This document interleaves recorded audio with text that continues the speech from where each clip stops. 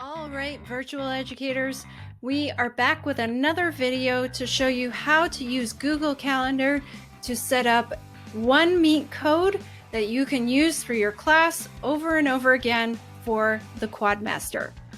What you want to do is come down to, say, Monday, click on Monday, and that'll create an event. And let's call it by our class. So I'm going to call this my chemistry class.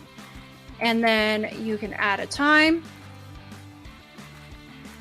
So sure, let's make this an evening class at 6:30 at night. And then I want to come here and add a Google Meet video conferencing.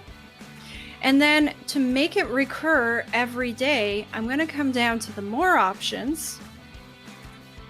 And I'm going to come into the repeat options here. And I'm going to set it up.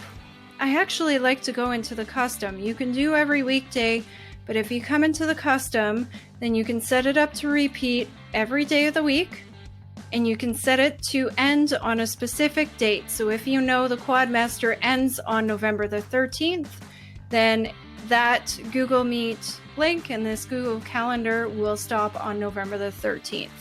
So I'm going to hit done, and I'm going to hit save. And so what that's done is it's put my chemistry class every single day at the same time on my calendar until November 13th. Now if I come in here and click on it, you'll see that the Meet code is exactly the same on every single day. So you don't have to worry about new Meet codes. And what's nice about this option is that even if people join the Meet before you, so if your students go in first, you will still have host controls because you are the organizer and the owner of the calendar event. It doesn't stop students from being able to go into the Meet without you there though. So that's one thing to keep in mind and something you want to think about, especially like talking to your class and having those discussions on why it's inappropriate for them to join the Meet before you do.